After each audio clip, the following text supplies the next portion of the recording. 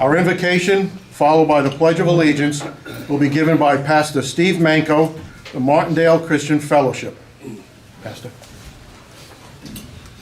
Thank you very much. We were notified as a club that a longtime member, Patrick Padden, his mom passed away recently, so they wanted you to know that. Let's pray. Father, we thank you for this special day. We thank you that we're here together for a good time of fellowship and just to have some good fun and learn some good things. We just pray right now a blessing upon every one of us. We thank you for the food that was served, and we do pray a blessing on Bobby. In Jesus' precious name we pray. Amen. Amen.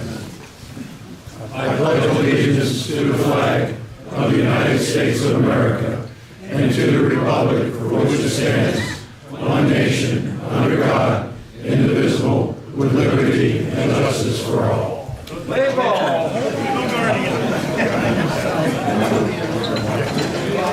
Thank you, Pastor. Joining me at the head table today, to my right, your left, is Club Trustee Becky Richard. Pastor Steve Manco. Thank you, Pastor. To my left and your right, Club Trustee and Treasurer Tim Richard. Tim will also introduce our speaker. And our speaker today and friend of the club, Bobby Dibiasio.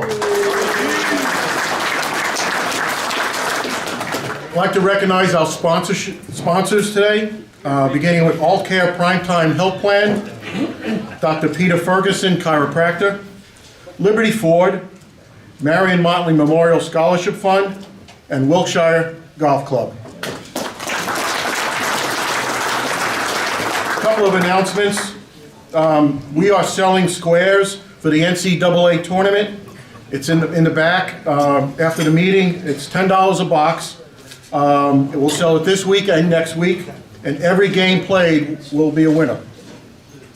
Also, how many saw the NBA All-Star game last night? The most scored by a winning team in the history of the NBA. In 73 years, no one has ever scored more than 211 points. Wow. I think the final was 211 to 186. Great defense. Amazing. A couple of more announcements. Starting next Monday, February 26th, and the next 2 weeks following, we will begin selling tickets for our meeting at the Pro Football Hall of Fame on March 18th. Our speaker that day will be Bernie Kosar. If you'd like to introduce a speaker in the future, please see RJ. Also, our club announcements are all on Facebook page. And since Frank's not here, I'll just do a reminder for him. Just a reminder that the BBB Canton Shred Day is Saturday, April 20th, from 9 a.m. to 1 p.m. at the Central Catholic High School. Let's do our 50-50 raffle. Bobby, you mind? Not at all, sir.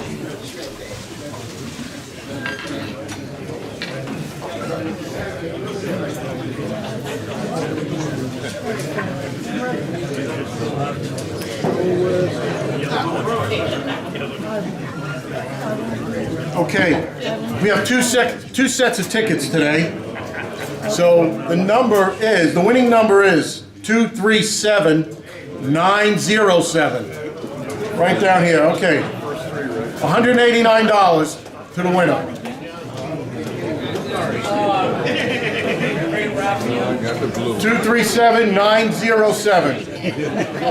Ozzy? 237907. Ozzy will come down and see you the money.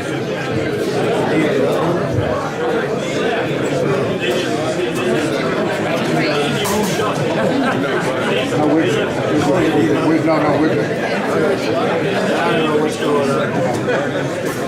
Thanks, Bobby. Okay. Next week, our speaker will be Jensen Lewis, Cleveland Guardians, Valley Sports.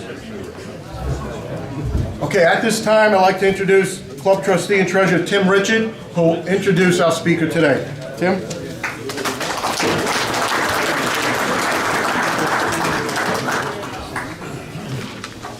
Good morning.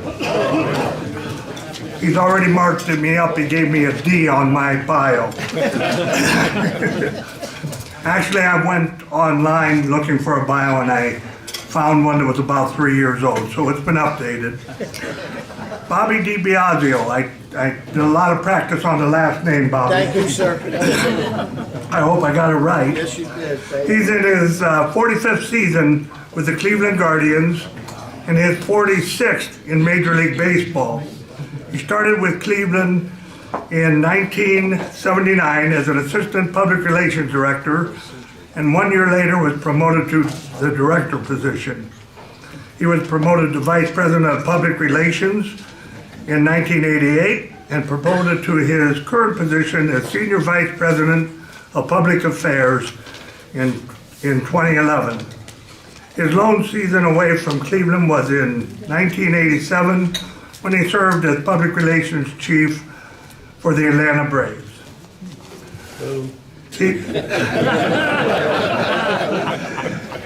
They kept their name.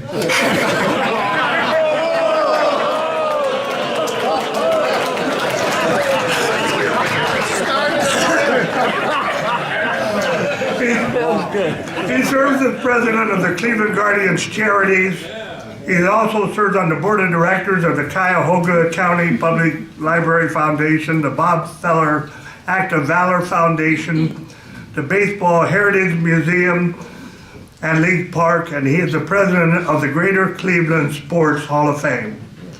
He graduated from Lakewood High School and Ohio Wesleyan University, where he was the sports editor of their school paper.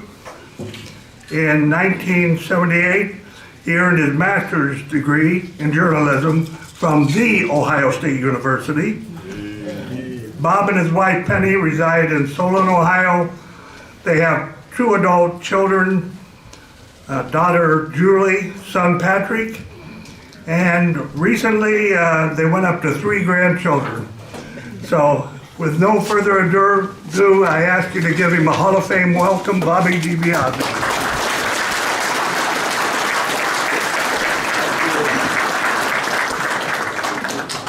Thank you, I think. There was a time I would come here and bring a catcher's mask with me, and that was to start the Q&A. I didn't even get my first words in and already got stabbed. But that's okay. That's the kind of fun we're going to have here today to chat about our Cleveland Guardians. Lots going on, obviously, at our ballpark. Not only to the ballpark itself, but with a new manager. Brings new excitement and a new sense of interest as our baseball people, Chris Antonetti and Mike Chernoff, chose to go 180-degree different to what we had the past 11 years in Hall of Fame manager Terry Francona. We all think Tito did the right thing for himself at 64 years old. After managing 20-plus years in the big leagues, the amount of stress that puts on a person's body, he needed to take a breather and go take care of himself. He's currently living in Tucson, Arizona, where he was a star athlete, baseball player, took the University of Arizona to the College World Series title, was College Player of the Year. He was a #1 draft pick of the Montreal Expos.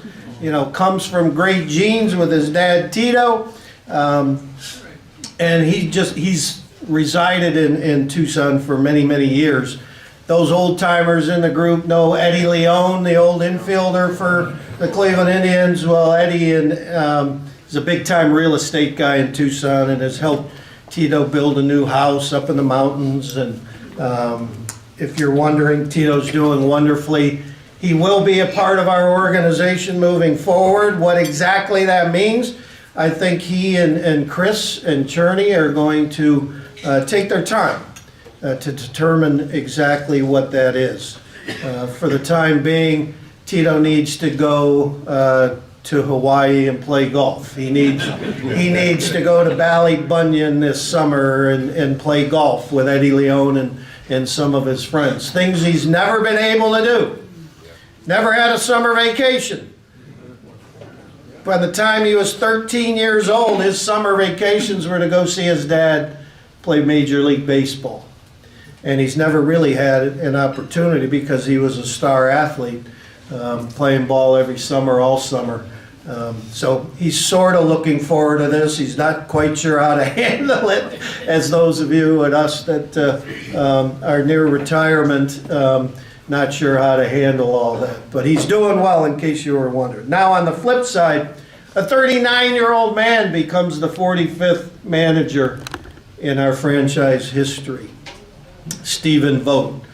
1 year removed from, now 2 years removed from being a player.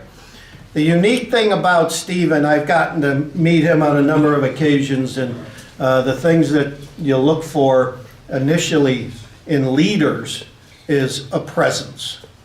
And he has that presence.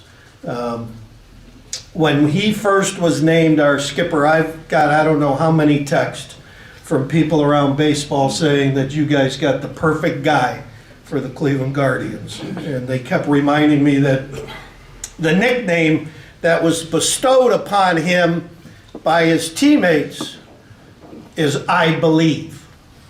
It's not a bad nickname for a guy who's going to be leading a group of men on the baseball diamond throughout 162 game schedule. He's an interesting guy in the sense that his big league career didn't start until he was 27 years old. So here's a guy that came out of college, Azusa Pacific, where he met his wife. She was a hoop star at the team. He was a baseball star at the university. And she's a college, high school coach. They have 3 little children. And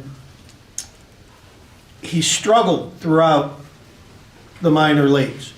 He was telling Jim Rosenhaus, our radio guy, our partner with Tom Hamilton, their family throughout all of his career, going from city to city, minor league city to city, 72 moves in their marriage that they've had to endure. So they're a baseball family. He went through the minors unsure that he was going to be a big league player. All of a sudden, at the age of 27, he makes it. Although he did go 0 for 25 to start his career. And that was when he was a call-up in September. So he really, think about it, you finish your first taste of big league action and you're 0 for 25. And you don't know if you're getting a phone call to say, come to camp the next year. And so is he going to look at baseballreference.com, and his listing is that he was one of those trivia questions that he was one of the very few that batted 0-0-0 for his big league career. Obviously, he got another taste, ended up becoming a 2-time All-Star, a 10-year catcher, and throughout that entire time, thought of himself as being a manager. What can I do to prepare myself for the next steps in my life? And when he was on the disabled list with Milwaukee, he asked if he could sit in on the draft, if he could sit in on other coaches' meetings, just to get a taste for what the front office is all about. So here is a young man that was thinking about his future while he was still in uniform. One of the funny things, his last at bat, for those of you who may not know, he's playing for the Oakland A's, and he goes to the plate, which he felt was going to be his last at bat as a big leaguer. And this is just a couple of years ago, obviously. Last year he was a coach for the Seattle Mariners. That was it for his coaching experience. Now he's the skipper of ours. But he goes to the plate in his last at bat, and he hears over the PA system 2 of his 3 children saying, "And now batting, our dad." And so he said, "Shohei Ohtani is on the mound, and I can't start crying because Shohei Ohtani's on the mound, and he throws pretty hard." And so he collects himself and he hits a home run. And so that was a pretty cool way to finish off his career with his kids announcing him.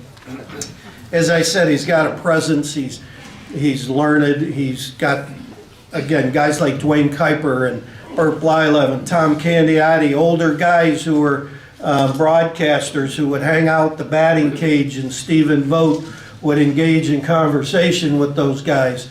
They just feel that he's done the work, he's got the presence to lead a young baseball team. We expect to be the youngest team in baseball again. You're wondering why we haven't made a lot of moves this off-season.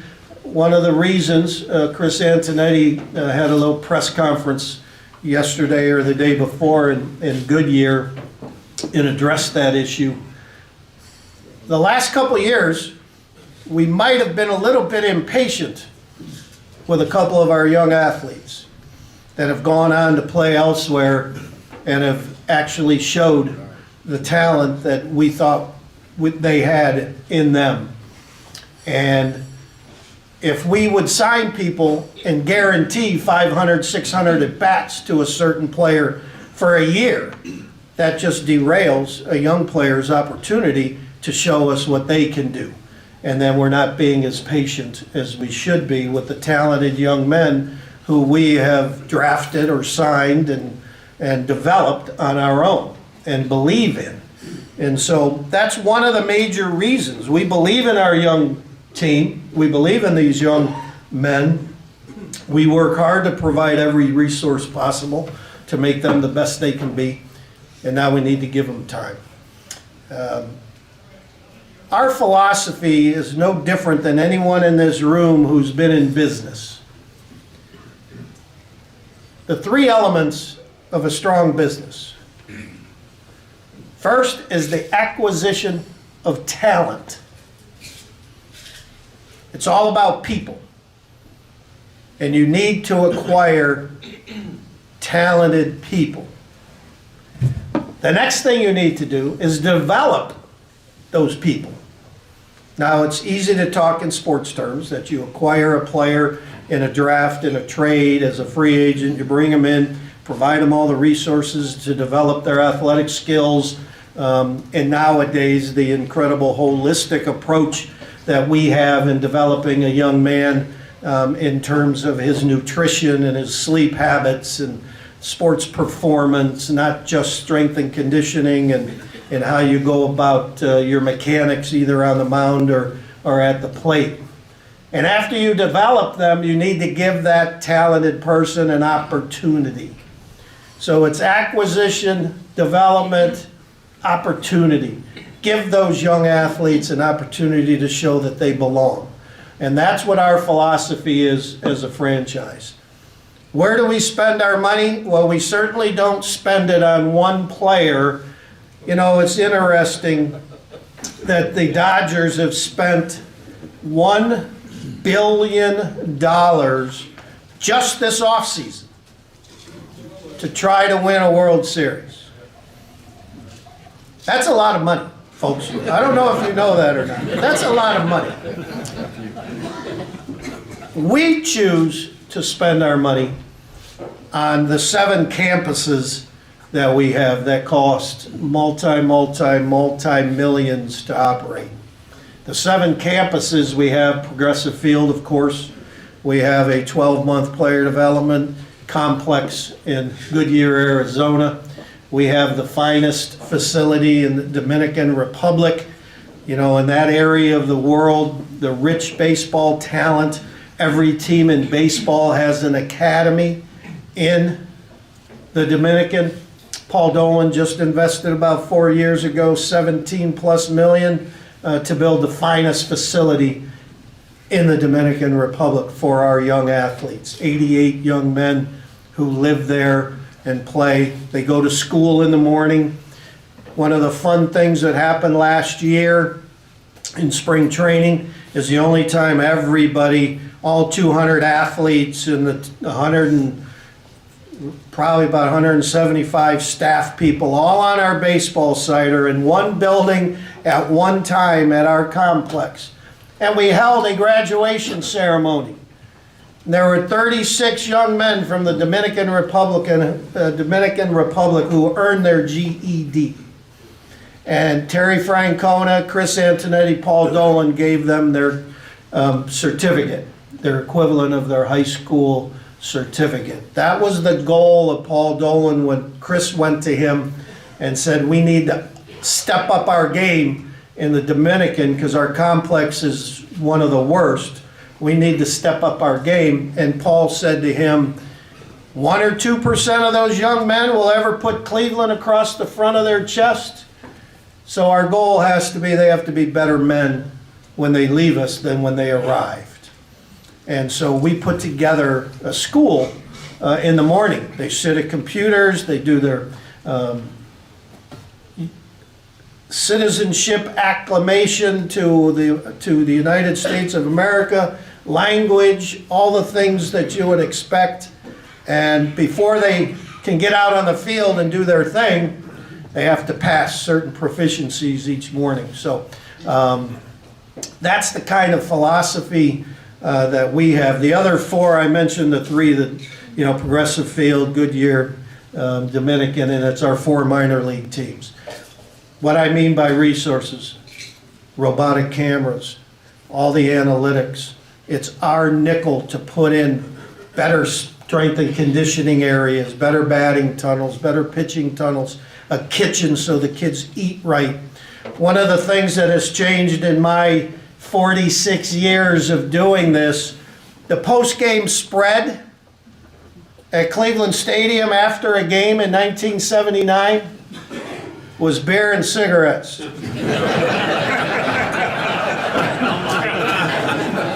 Today, we've got 2 to 3 chefs cooking young men the salmon and the quinoa and all that other stuff you can't pronounce, to make sure we teach them nutritionally how to fuel themselves to be at peak performance.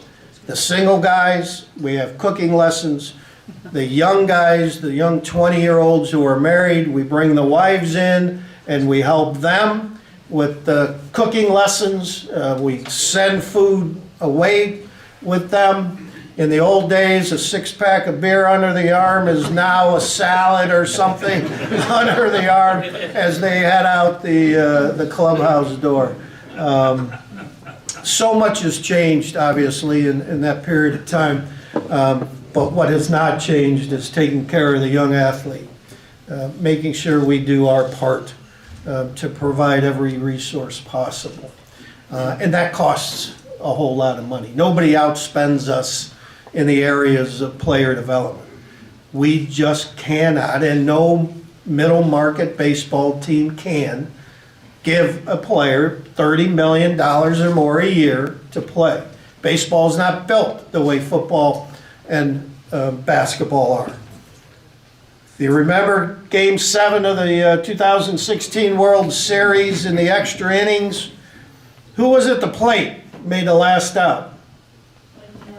Michael Martinez. Only Peter knew. He's the only guy that would know that. It wasn't the star quarterback under center in the last second of the game. It wasn't LeBron James having the ball in the last second to try to win. Baseball's a team sport. Whoever was one of the 9 guys that would come into the plate, that's who had to bat. And it's all about building a team, not just having one guy. And we are a believer in that. And I would also challenge you, name me one middle market team in baseball that has spent that much money on one player. You can't, because it doesn't happen. The economic reality of our sport is we have the major markets and we have the middle markets, and we as middle market team has to figure out how do we compete. We spend our money on those 7 campuses. The last 11 years, the Los Angeles Dodgers are the only team in baseball to win 1,000 or more games. The New York Yankees are next at 940 the last 11 years combined. Houston Astros have won 922. And fourth, with the most wins, the fourth most wins in all of baseball, combined the last 11 years, is the Cleveland Guardians, with 921. Houston only has, yeah, you can clap at that. Hell yeah, you can clap. Houston has one more win than us. Now, those of you who are quick with math, the Yankees at 940, us at 921, 19, thank you. I'm not as quick at math. Do you know how much money, how much more money the Yankees have spent in the last 11 years to just have 19 more wins? $1 billion. And I'm not exaggerating. $1 billion more than the Cleveland Guardians to get 19 more wins the last 11 years. So what's it say? It says our guys know what they're doing. Sometimes they make great decisions, others don't work. Last year, when power was a deficiency on our team, even though we won 92 games, went to 2 rounds of the postseason, how we let the Yankees beat us in that 5-game series, we were a better team than them, and we just let them slip by us. And then this last year, we added Mike Zunino and Josh Bell because our guys felt, okay, our offense, we need a little bit more power. It didn't work. Did not work. Now we're in that same boat. But our guys felt, instead of going and promising Mike Zunino 400 at-bats and Josh Bell 500, 600 at-bats, it's better we take care of our young people.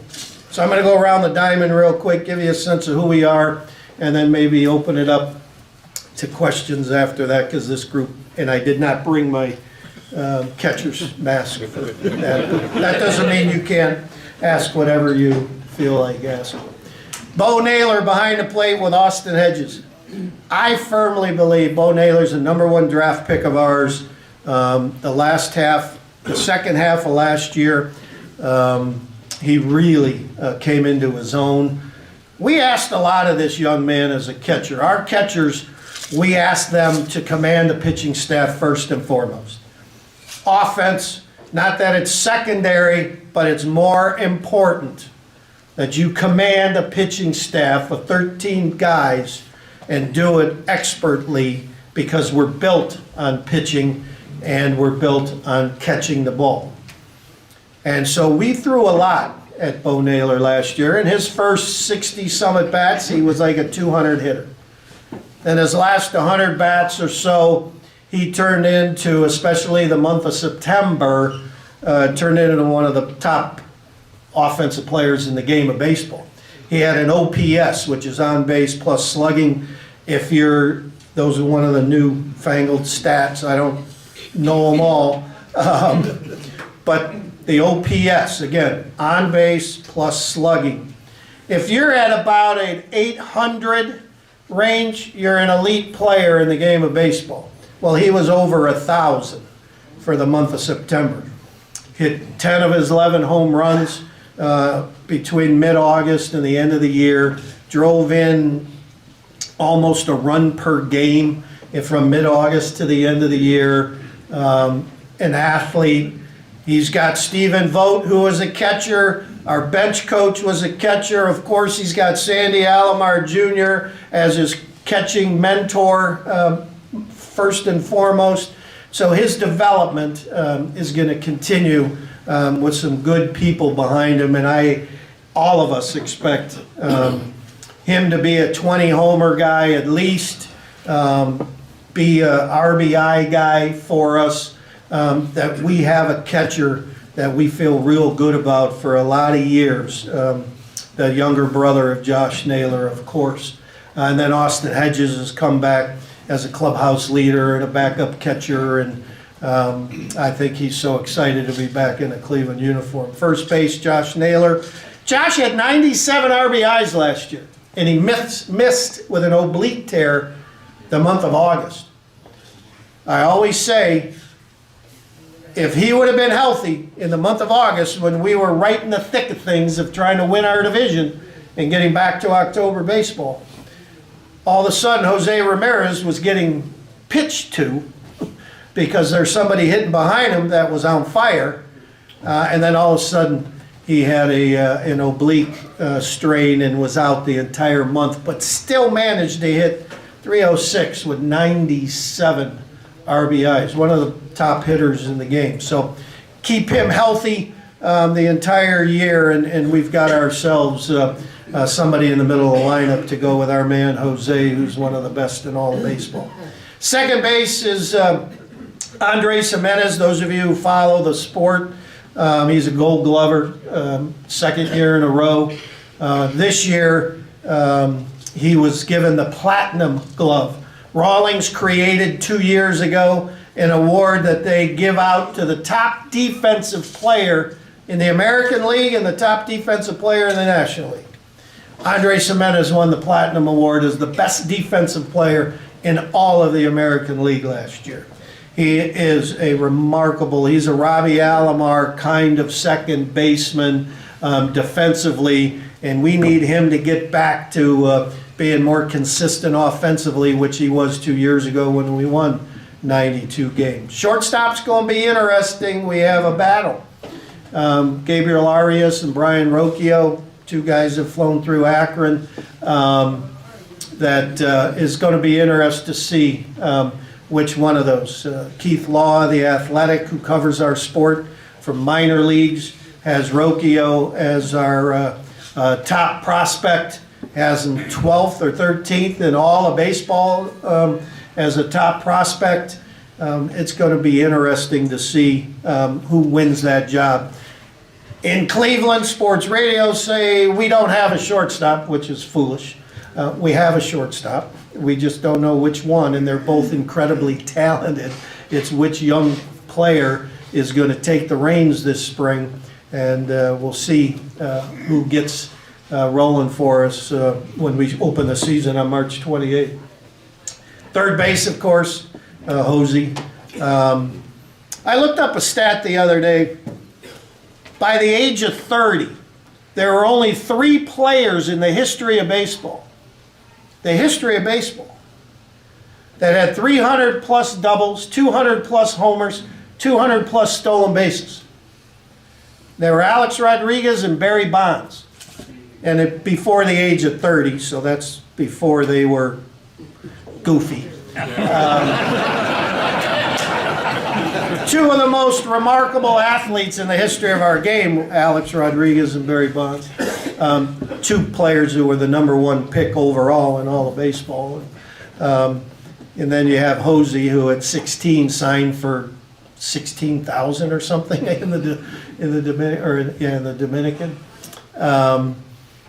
But he is an MVP caliber player every year. The cool thing about Jose, and what's wonderful for our organization, is I'm a huge believer that your highest paid player better be your best person. That character runs through the clubhouse. And we're very fortunate that our highest paid player is our best human being. He's an incredible leader. His work ethic, the way he has fun with everybody on the team. He's not a screamer, yeller kind of guy, but he is a remarkable teammate and a great leader, and we are blessed that he is the leader of our franchise.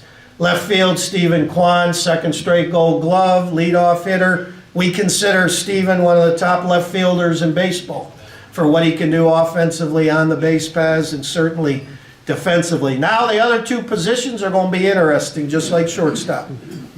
You know, what's going to happen in center field and what's going to happen in right field? Are we going to have a platoon situation? Are we going to see how Miles Straw, who came to Cleveland 3-4 times this winter to work with our hitting coaches to see if he could regain the stroke he had when he first came to us and was a .260 hitter and playing the best defense we think of any center fielder in baseball.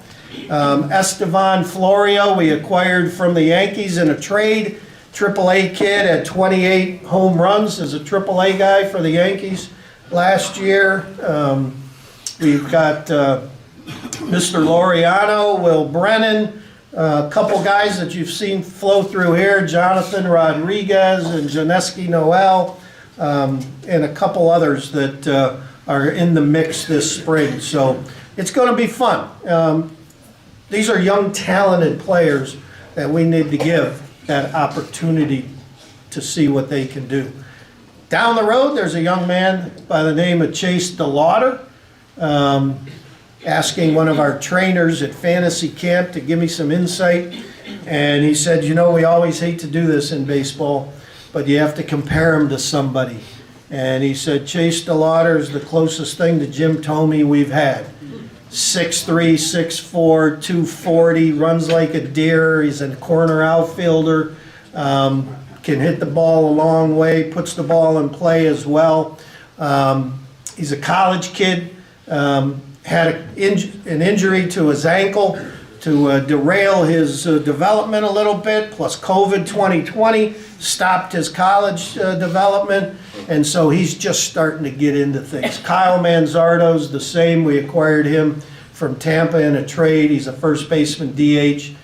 DeLauder and Manzardo played in the Arizona Fall League and took it by storm. The Arizona Fall League is where the top prospects in all the baseball pitchers and hitters get to compete against one another for a month or more. And those two were two of the top hitters in the Arizona Fall League. So we feel good about who we are. A chance for us, our division isn't crazy this year, so we think we have an opportunity to win our division and get back to playing October baseball. 5 days from now, you'll have an opportunity to listen to Hammy and Rosie or Archie and Matt and Andre on TV as our opening day in the Cactus League is Saturday. It's 38 days till March 28th when we open up in Oakland, which will be fun for Stephen Vogt. Don't know if his kids will be allowed to introduce him as manager when the opening day lineups are made. 49 days till the home opener. And for those of you paying attention, Monday, April 8th, something crazy's happening in Cleveland and over the North Coast with the solar eclipse at 3:13. We will open the gates at 2 o'clock, first pitch 5:10, and we should have some fun in between. Some funny conversations when we were discussing with NASA in the city of Cleveland about when we should have our game time because of the 150,000 or more people that are supposedly descending on downtown Cleveland at that time. Well, I wonder if we could fix it that the seventh inning stretch hit at 3:13. And we turned to NASA and said, you put somebody on the moon, could you figure that out for us in the game of baseball? Didn't quite go very well in that conversation, so we're going to start at 5:10 that day. The renovations at the ballpark are going well. It's a 2-year project. Some of the pieces of the renovations, mostly in the upper deck, since we haven't touched that. This is our 31st season in that beautiful ballpark. We're the 9th oldest ballpark in America now. And so we needed to address some things. First and foremost, for those of you who have a home that's 30 years old, you needed a new kitchen by now. You've probably remodeled your kitchen. Same with us. Delaware North, our food and beverage provider, when you're serving near 2 million people a year, they needed a new kitchen. So we had to, that's part of the process, moving them from left field to right field. We have a new group outing area in the upper deck. Those cargo boxes are gone. It's going to be a beautiful area for group sales from anywhere from 25 to upwards to 1,200, a group of 1,200. There's other spots around the ballpark, upper deck, left field, really confined a lot of our renovations to the upper deck since we have not really touched it other than a couple concession stands for the last 30 years. So we're doing things for the next 30 years of fan. And again, some will happen. For example, there'll be midnight navy blue. This color here will be the color of our seats, but it's a 2-year job. So the lower bowl will have this midnight navy blue seat, and the upper deck will still be green.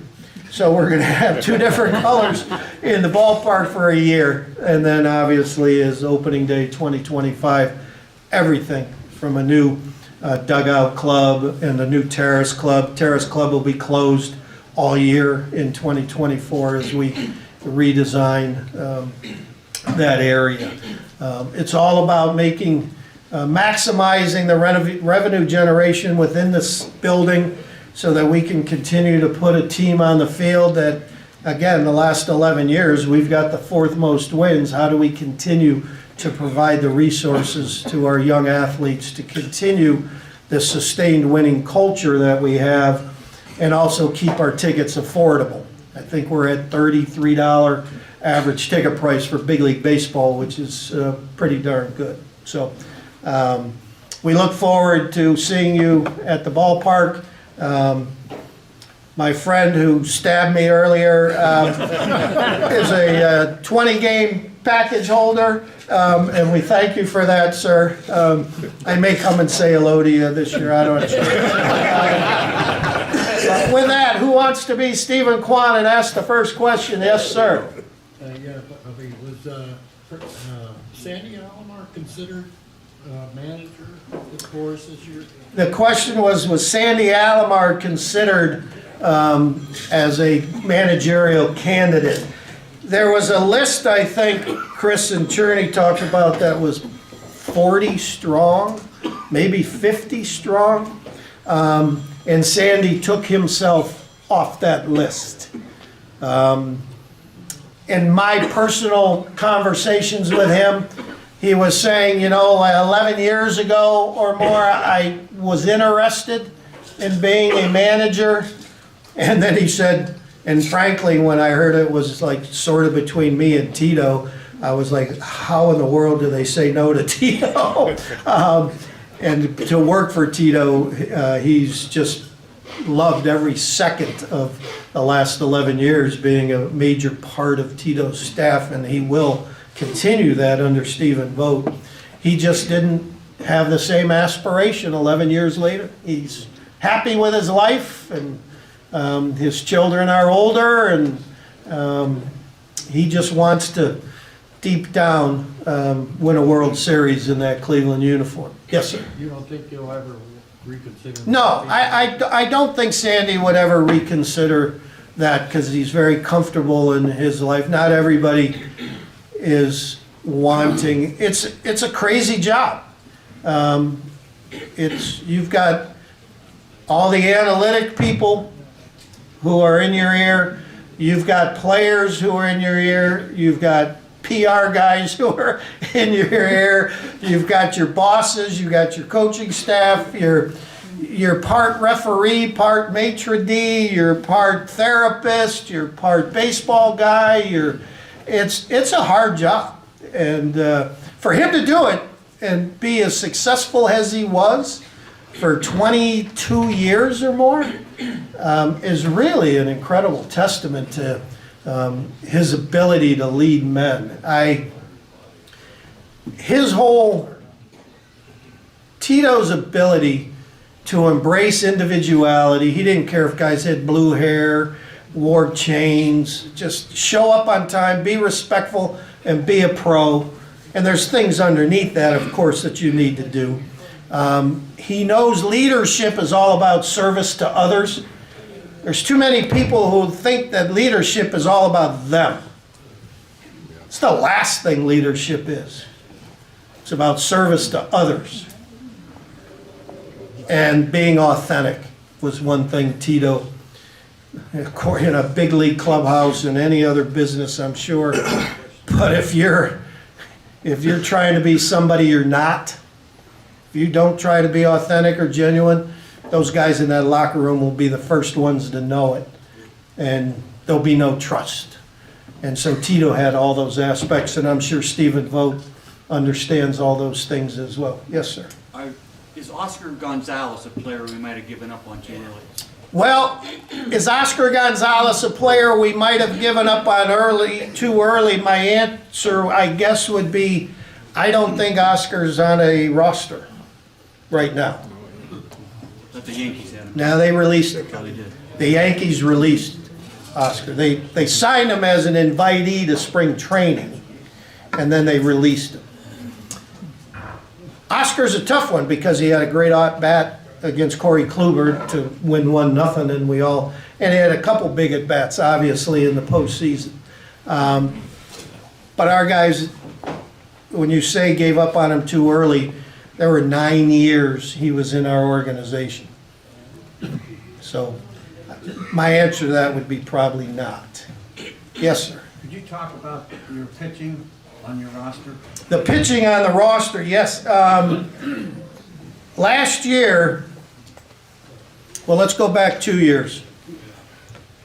Cal Quantrill, Tristan McKenzie, Shane Bieber. Each had 30 or more starts, 90 or more starts from 3 guys. They pitched over more than 700 innings in 2022. In 2023, they combined for 24 starts and maybe 240 innings. So that made Tanner Bybee and Gavin Williams and Logan Allen get to the big leagues a little bit quicker than we had thought they would. But again, we're pretty darn good at developing pitchers. And so they were ready. One thing about our development system with pitching is when a kid steps into the big leagues, they're ready. And those 3 had a combined ERA of about 3.3, which was the lowest rookie trio combined ERA in Major League Baseball in the last 10 years.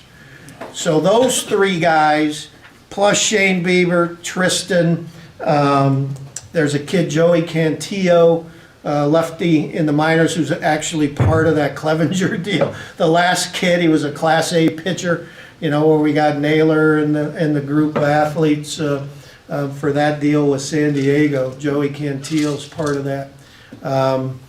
And then some of the other young guys. But I think we're going to be okay when it comes to putting together a starting rotation that can compete every day at the big league level. What struggled last year for us was the bullpen. As I call it, the curious case of Emmanuel Clase. Only one reliever in all of baseball had more than 40 saves. Emmanuel Clase had 44. Next closest guy had 39. Last 2 years, he's had the most saves in all of baseball. Only man in our history to have 40 saves back-to-back years. Mike Jackson in 98, 99 had 40 one year, 39 the next. That's as close as somebody has come. But Emmanuel had 12 blown saves. 44 saves, 12 blown saves. Is that a good year or a bad year? When you're used 70-some times, back-to-back years, there was some issues with his breaking ball, that guys were hitting it at like a 60-point higher rate than the year before. So that slider away, I guess it was, wasn't quite getting everybody out. And so, going and fixing that. One of the reasons we went and got Scott Barlow for Cal Quantrill, in essence, Scott Barlow saved 60 games the last 3 years to add to the back end of the bullpen with Trevor Steffen and all the other bullpen guys that we have. So we feel good about the group at the back end of our bullpen. We had 58 one-run games last year. A combination of our bullpen not quite doing their job as consistent as they were the year before. The most volatile position on a baseball team is the bullpen year in and year out. You just can't really tick it. You just don't know what's going to happen.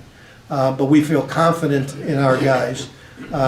With an offense that stuttered, those one-run games, hopefully we're not playing as many of those, and we're putting in a position to let Manuel close out games with a little more breathing room. than the one run. It's the hardest job in sports, people. I firmly believe there is no more difficult job in any sport than being a closer, getting the last 3 outs of a ball game. One pitch can change the face of what your team over the last 2.5 hours has fought for. And then you have to walk in that clubhouse, and there's no music playing, and everybody's whispering to the media who's in there. And you have to go home and sleep on it. And then you got to wake up the next day thinking you're King Kong and can beat the world. It's a tough gig, I'm telling you. And he's handled it, Emmanuel's handled it pretty awesome the last 2 years. Yes, sir. If you're a gambling person, how many over and under wins do you think this year? Well, if I'm a gambling person, how many wins do we have? I'm not a frequent visitor to Vegas, but so I don't know if that answers the first part of that question. But I am a visitor to Vegas. I think we're an above 500 team. I think because of our pitching, because of Bo Naylor as a first full season behind the plate is going to give us something we haven't had in a while. We'll figure out the 2 outfield spots that I think we're an 85, 86 win team. I know the projections by certain stats blogs, etc., have us at about 79. Yeah, 78 and a half. I'd say we're a little bit better than that. Of course I would. I'm the PR guy. Yeah. Yes, sir, in the white shirt. With the advancement of technology. The advancement of technology, interesting. Can I ask? The balls and strikes, is that what you're asking about? Basically balls and strikes? Yes, balls and strikes. Well, yeah. Taking that question away from the Home plate ump, right. I will tell you that the automated strike zone is now going to be in AAA. So when they've gone from single A to double A, and now it's in AAA, to make sure, just like all the changes that were in baseball with the larger bases, no shift, the pitch clock, etc. First time in my 46 years that I thought the commissioner of baseball personally should have been the Sporting News Executive of the Year. Every one of those changes, the new schedule format, again, larger bases, pitch clock, no shift, were unanimously applauded, which never happens in our game, ever. That the players, the coaches, the front office, the fans, the media, for the most part, universally applauded. The pitch clock, we got rid of all the nonsense in our game.